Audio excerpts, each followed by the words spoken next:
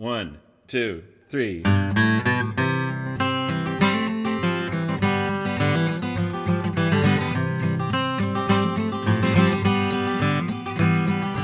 Hey there, people, gather around. Put your things aside and sit right down. I got a story, a tale for you. I'll tell you right now, it isn't true. It's all made up. It's a story, it's a series of events strung together in narrative form to encourage the suspension of disbelief. It's like a memoir. Don't believe a word I say.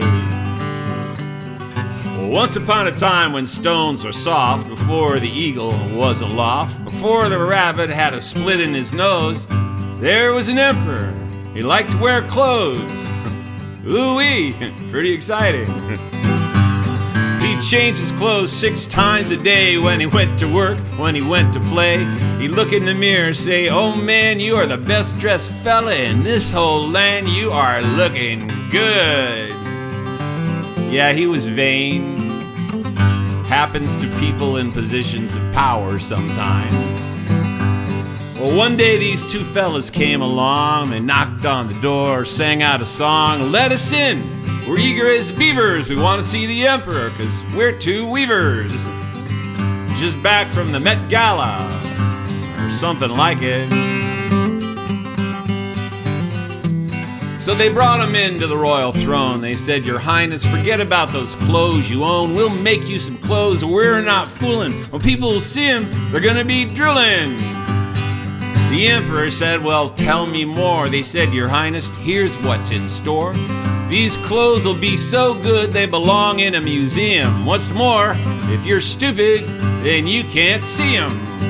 That's right, just like Hans Christian Andersen said 150 years ago, these clothes are invisible to those who are unfit for office or unpardonably stupid. Something like that ought to give anybody pause, especially somebody who got there on account of who their daddy was. But the emperor, he began to smile, said, "Those clothes sound like they're just my style. I'll kill 2 birds with that stone at once. I'll get some new clothes and find out who's a dunce. He'll be all right, as long as he don't look in the mirror." So those 2 fellas set up their looms. They said, "Everybody don't come in the room," but people looked and they scratched their heads. Couldn't see any fabric. Couldn't see any threads. No, it was virtual weaving. Textile prestidigitation, cut out of the whole cloth, so to speak.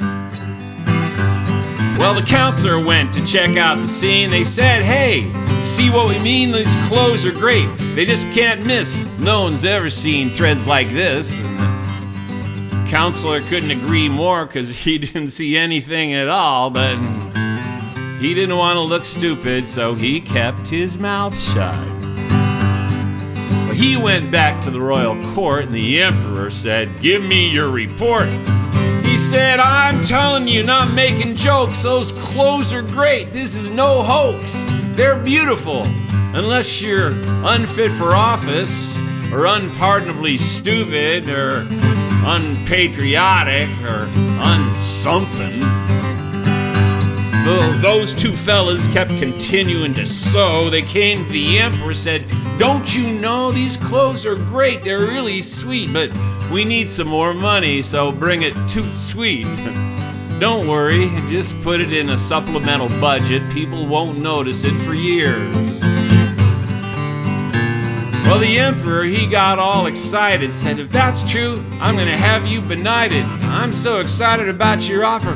I'm going to open up the royal coffers. I was going to save the money for a rainy day, but the weather looks good." I haven't heard the forecast for a while. Where did those weathermen go anyway? Well, finally, those 2 sly deceivers that had disguised themselves as erstwhile weavers, they said, "Hey, we're finally done. Gather around now, everyone. We finally made some threads that are gonna turn everybody's heads, and we're so proud of what we made, we think we ought to have a big parade. Put the emperor and his new clothes on display. an unveiling, so to speak. The emperor said, "I love a parade."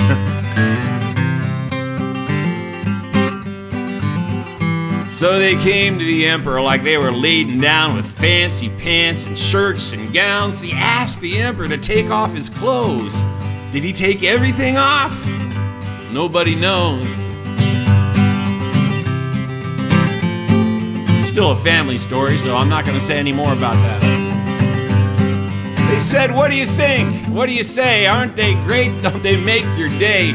The emperor looked, he fell mute, standing there in his birthday suit. He didn't see any shirt, he didn't see any pants. Still, he didn't want to take a chance. If he said they weren't there, if he stuttered or stammered, they might say he was dumb as a bucket of hammers.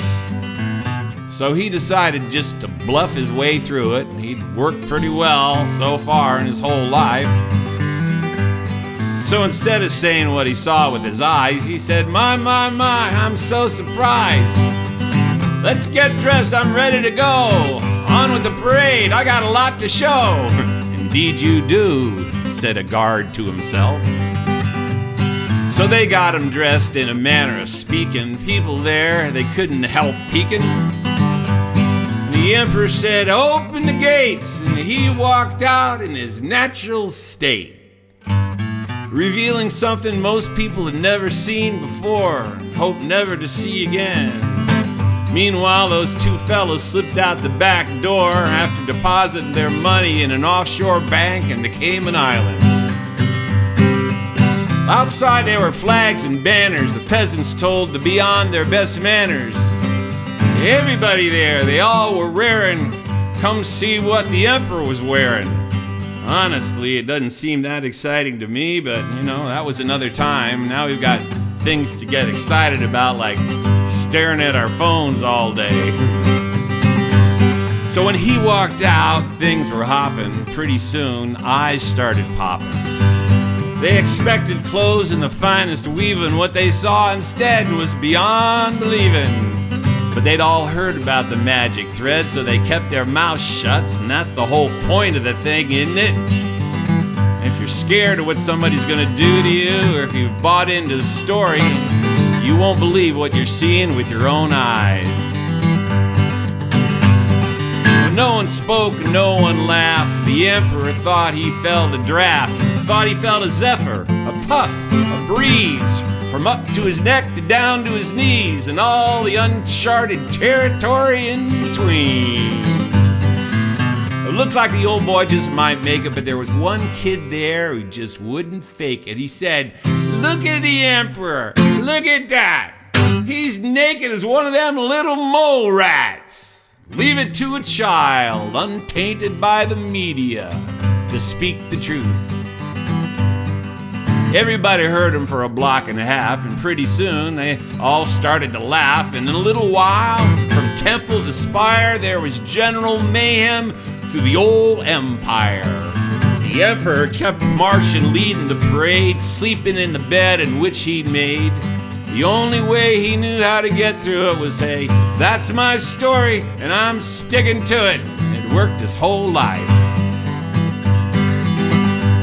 Well, what happened after that is just not clear. Some folks say he was embarrassed and he disappeared.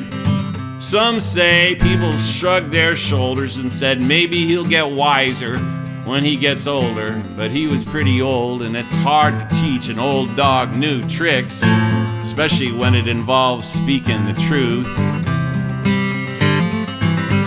Still, you know, you can't rule without consent. Power isn't owned, it's lent. It's hard to push other people around when they see that your pants have fallen down. Oh, there will always be a few sycophants hanging on, but I believe that the truth will out in the end. Well, that's all there is. There ain't no more. You're probably wondering what it's for. I'll tell you, though you may not care. If it's a shoe that fits, it's one we should wear. But a good storyteller leaves it to the audience to draw its own conclusions. So I'll just say what Woody would have said in this situation. Take it easy, but take it.